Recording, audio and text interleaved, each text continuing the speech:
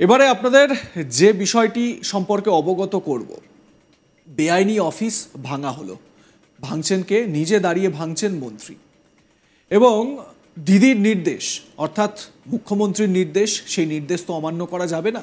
তাই কাঁচুমাচু মুখে 40 বছর ধরে যে বেআইনি নির্মাণ, সেই বেআইনি অফিস ভাঙলেন স্বয়ং মন্ত্রী।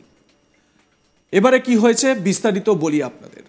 40 বছর ধরে নাদনঘাটের হেমায়েতপুর মোড়ে পূর্ত দপ্তরের জমিতে ছিল মন্ত্রী স্বপন দেবনাথের অফিস। বিশাল সাজানো অফিস ঠিক নয়, একদম ছাপোষা যাকে বলে সেই রকম, মানে বড় অফিস কিছু নয়। বাঁশের বেড়ার উপর টিনের চালার একটা ঘর। এবার সেই পার্টি অফিস ভেঙে গুঁড়িয়ে দেওয়া হলো, আর মন্ত্রীমশাই স্বয়ং নিজে দাঁড়িয়ে সেটা দেখলেন সব কিছু খতিয়ে। দেখতে পাচ্ছেন সেই অফিস ভাঙার সেই সময়ের ছবি, এবং মন্ত্রী স্বপন দেবনাথ পাশে দাঁড়িয়ে রয়েছেন। দেখুন।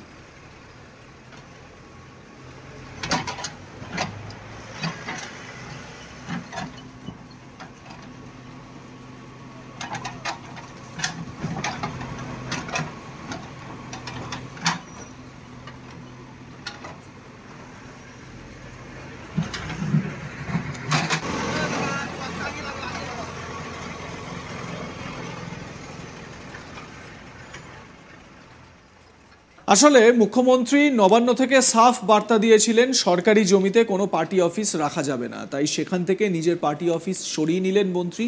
দিদির একনিষ্ঠ সৈনিক বলে কথা, তাই দিদির নির্দেশ অবজ্ঞা করা যায় কি করে।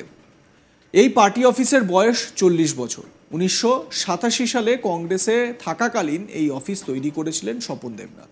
এরপর দল বদল করে 1998-এ যখন তিনি তৃণমূলে যান, তখন এই কার্যালয় তাঁর সঙ্গে ছিল, শুধু পাল্টে গেছিল দলীয় রংটা।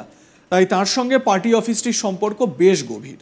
সিপিএমের বিরুদ্ধে লড়াই থেকে একাধিক স্মৃতি জড়িয়ে রয়েছে এই পার্টি অফিসেই। মন্ত্রী বলেন, যখন এই কার্যালয় তৈরি হয়েছিল তখন তিনি কংগ্রেসে ছিলেন। বাঁশের বেড়া আর টিনের চালের ঘরে বসার জন্য ছিল খেজুর পাতার চাটাই। 1998 সালে তিনি তৃণমূলে যোগ দেন।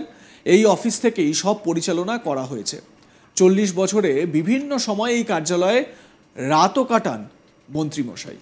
তাই কিছুটা আবেগপ্রবণ স্বপন দেবনাথ। শুনুন কি বলছেন।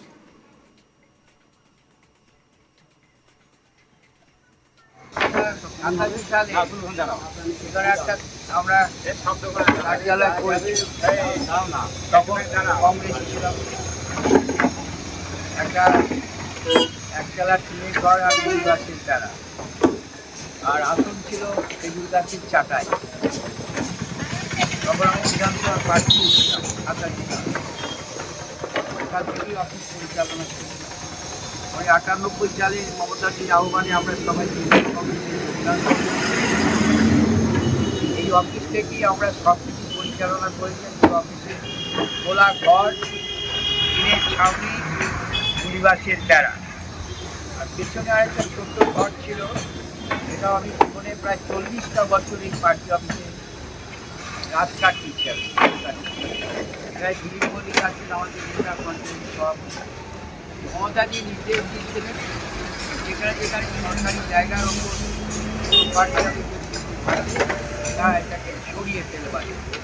স্বাভাবিক কারণে আমরা এই আমাদের অনেক স্মৃতি জড়িয়ে আছে এখানকার রাজনীতির ক্ষেত্রে। সিপিএমের বিরুদ্ধে লড়াই করতে এই জায়গা থেকে আমরা পরিচালনা শুরু করেছি।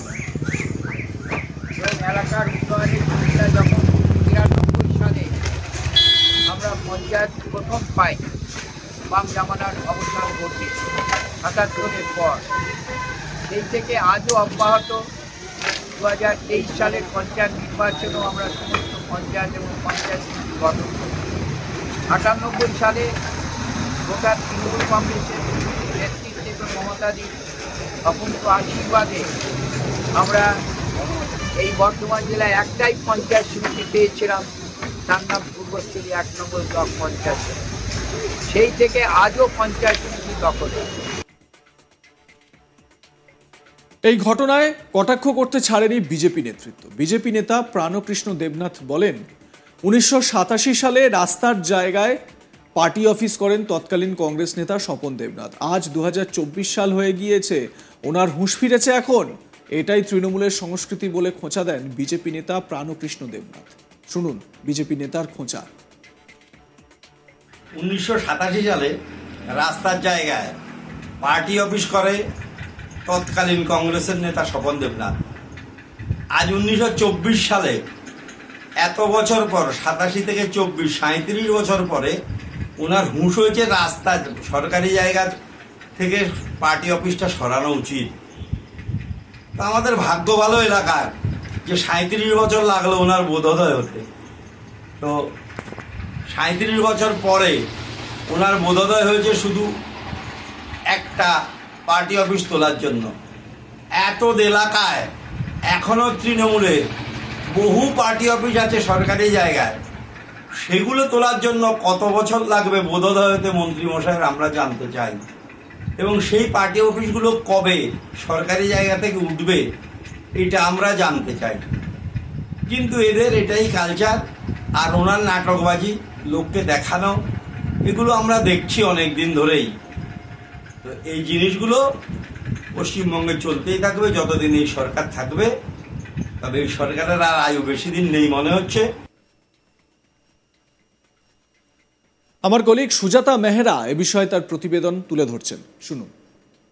দেখো, প্রায় 40 বছর ধরে পূর্বস্থলী দক্ষিণ কেন্দ্রের যে তৃণমূল কংগ্রেসের বিধায়ক রয়েছেন এবং রাজ্যের মন্ত্রী স্বপন দেবনাথের এই পার্টি অফিসটি ছিল। সেই দলীয় কার্যালয় কিন্তু নিজে দাঁড়িয়ে থেকে সরিয়ে দিলেন বা ভেঙে দিলেন স্বপন দেবনাথ। সম্প্রতি মুখ্যমন্ত্রী মমতা বন্দ্যোপাধ্যায় নির্দেশ দিয়েছেন সরকারি জমিতে কোনো কার্যালয় করা যাবে না।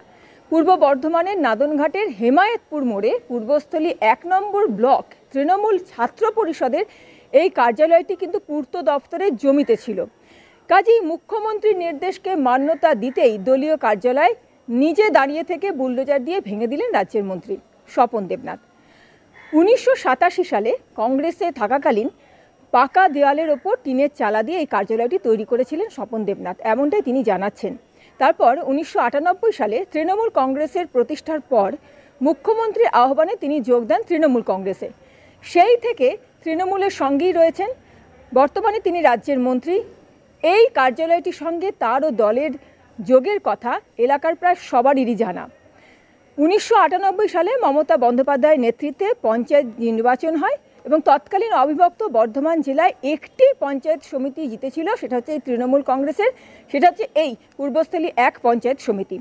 সেই থেকে এখনও পর্যন্ত এই পঞ্চায়েত সমিতি কিন্তু তৃণমূলের দখলই রয়েছে। এদিন ভগ্নস্তূপে দাঁড়িয়ে মন্ত্রী বলেন বহু স্মৃতি জড়িয়ে রয়েছে এই পার্টি অফিসের সঙ্গে।